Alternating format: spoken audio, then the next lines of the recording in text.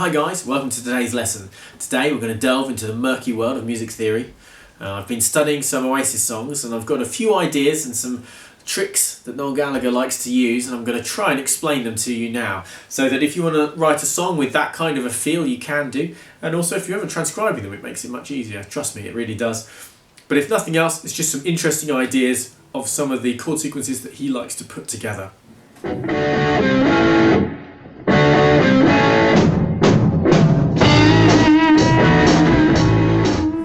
Okay, so a little bit of background on what I did. All I did really was I took the 10 most popular songs according to Apple Music, I analysed them, and then I came up with the similarities and the differences between them.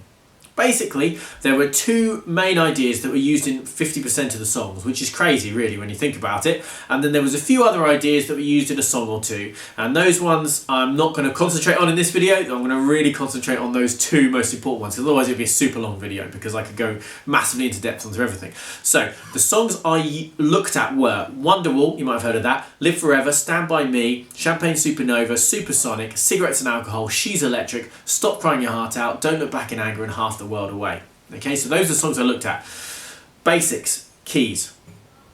So they basically we did these songs are in G, A, E, B minor / D, which are the same key, which is Stop Crying Your Heart Out. Feels like B minor to me, and then C. Okay, so those are the keys we'd expect to find on a guitar. There's nothing unusual there. Sometimes they do write in unusual keys, but in this case, in this instance, no, they're all exactly what we'd expect to find. So, a little bit of basic music theory. In each key, there's 4 chords we'd expect to find in most of these songs. And we number them. So we've got the 1 chord, which in the key of G would be a G. That's the 1 chord. Then we've got the 4 chord, which in the key of G would be a C, which is also a major chord. And then the 5 chord, which in the key of G is a D, and that's also a major chord. And now the 5 chord is very important because it's called the perfect cadence. Sorry. And so when you go from the 5 chord to the 1 chord, it sounds great. Bear that in mind for the examples we're going to be talking about in a little bit. It also works nicely the other way. And then the other chord would be the relative minor is what it's called, but it's the 6th chord in the key, the 6th minor, and that in key of G would be an E minor. So for example, if we were looking at a song in the key of G, those would be the chords we'd expect to find, some or all of those. For example, Live Forever in the key of G has all of those chords in it. It has other chords as well, but it has all 4 of those. And that's something we'd probably expect to find. So that being said, let's have a look at my first extra kind of special trick. Okay, so you've just seen a Roman numeral for 3 on the screen, so that's what we're going to be talking about. Just a little background. Normally, in a key, the 3rd chord is a minor chord. So, for example, in the key of G, that would be a B minor. A song like Hard Day's Night starts with that chord in the bridgey bit, just as a Beatles example. So that's what we'd expect now. The trick that Noel Gallagher uses, or probably maybe more than others, but a lot. One of the 2 most common ones in these songs and in all songs is he likes to change that 3 minor, in this case B minor, key of G, to a 3 major, well just a 3, which would be this, a B, and sometimes he'll use a 7, a 3/7. Okay, so sometimes it's B, sometimes it's B7. Those would be examples of 3 or a 3/7. So that's what he does as an example. Now, the theory behind it is wide-ranging. Sometimes, I mean, if you go back to a band like the Beatles, sometimes they take all of the minor chords in a key, the 2nd, the 3rd, and the 6th, and sometimes even the 7th, and they change them all to 7 chords and create sequences like that. But more specifically, what you get is just a really, really cool sound. And I think that that's the first and most important thing to remember with all of these examples is they just sound good. So there's lots of theory behind it, but that's the most important thing, and that's really what I want to get across to you. This is what he does. He takes this chord and he places it in the sequence like this. Most importantly, it sounds good. So let's give our example in G. So we've got Stand By Me in the intro, it's hard to say, weirdly, goes from a G to a B7. I mean, how nice does that sound? Then we go to the 4 chord C, and then to the 5 chord D. Repeat it, and that D to G obviously sounds really good, as we always talked about. That's the perfect cadence. So Basically the three chord as a major chord is only a one note change from the minor chord, so it's hardly changing the key sound at all. So that's something that's really interesting to note. All you're doing is you're taking this D note here and you're making a D sharp, and that's all we're actually doing there. So it's a very small change from the key, so that's one reason why it still works really, really nicely. Also, you sometimes get it going from there to the relative minor. And now that is something very, very interesting. That's something that goes back to the formalisation, yeah, there's a word, of music back in like the 17th century. And that's how we can create the perfect cadence, but with and ending up on a minor chord. That was hard to say as well. So for in the key of G, we'd go from a B to an E minor. Now that's something you will see as well. Not so much with Oasis. They actually, most of the time, they are fitting it somewhere in a normal sequence. Usually, quite often, from the root chord to the 3 as a major, as we talked about. And She's Electric does exactly the same thing. Okay. Now, the other couple of examples I've got here, we've got Don't Look Back in Anger. Now, Don't Look Back in Anger actually goes the other way. It doesn't go from the 3 to the relative minor. It actually goes the other way. It goes from an A minor to an E. And so that's something that happens as well. I mean, that just sounds good. A minor to E is another very common sound you'll hear as well. And then Half the World Away does the same thing, and from there it goes from the root to the 3 and then to the relative minor, the 6 minor. So that kind of does a little bit of everything. So Half the World Away is in C.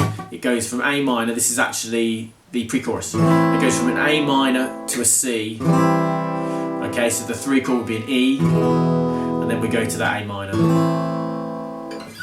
Same key as Don't Look Back in Anger is also in C. But anyway, so those are the examples where we found it. Most importantly, it sounds really good. We take the 3rd chord, normally a minor, and make it a major. As I say, more often than not, the places you'll see it with Oasis is actually going from the root to the 3rd. That seems to be one way he likes to do it.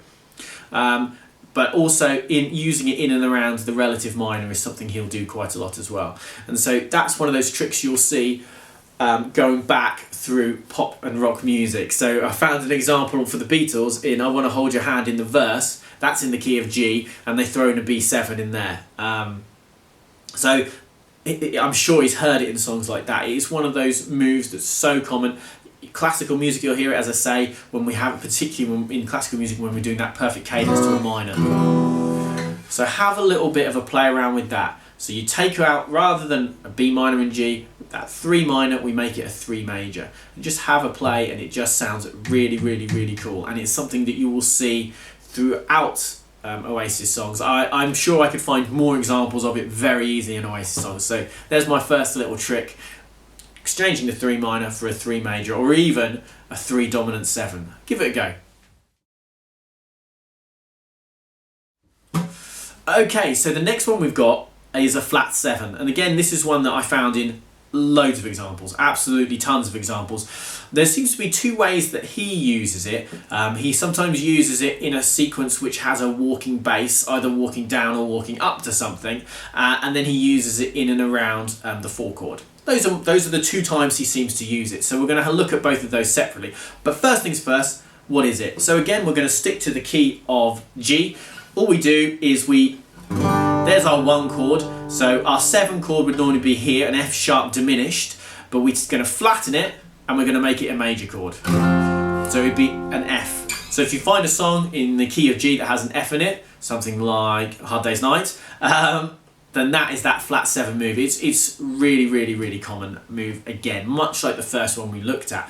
So let's look at, as I said, the 2 ways he seems to use it. So in a key, the 4 chord, for example, C, does work very nicely with a flat 7.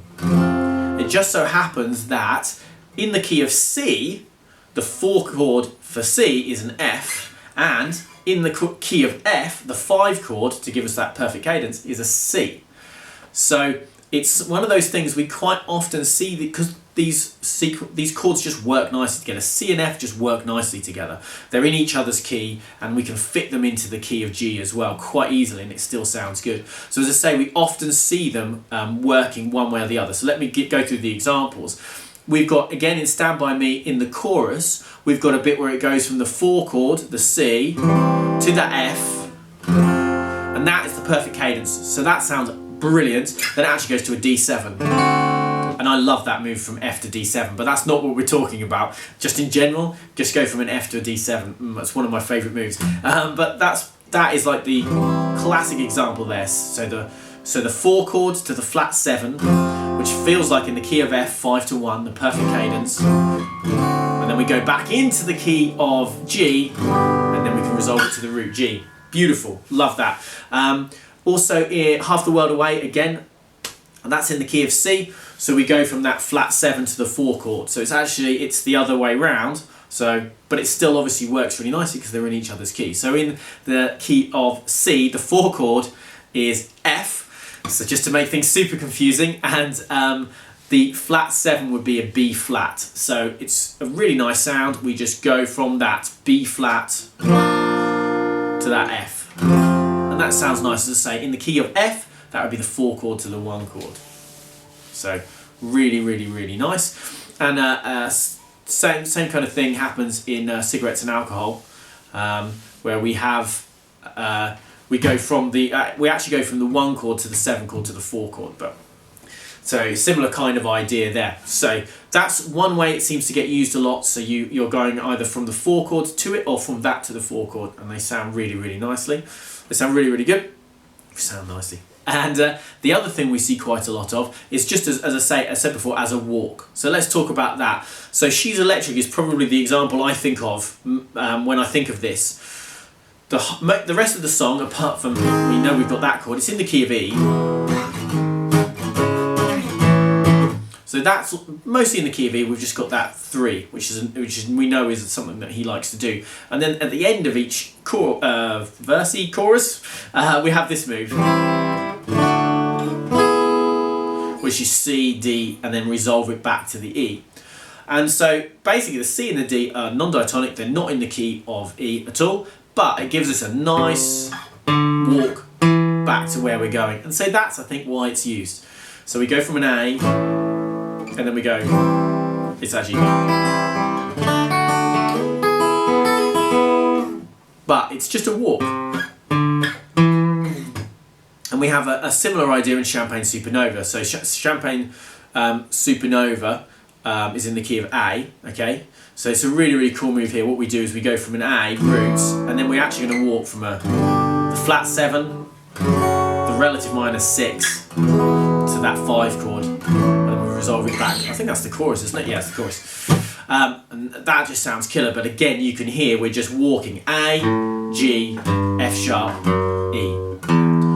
So it sounds cool, obviously, that's always the most important thing, but it's a device to give us that nice walk down so we can hit that E, and then we resolve it back to the root again, and again we get that perfect cadence 5 to 1 move. What other examples have I got it as a walk? So actually they do it as a walk in Half the World Away as well, in the same section. You get that same kind of feel, because you go again from the 6 minor, you then go up to that flat 7, and that's another move. So yeah, in the example we've just seen, we've just gone. Obviously you might also go back the other way, and that's the idea we have in Half the World Away. So that's another little thing you can have a go at.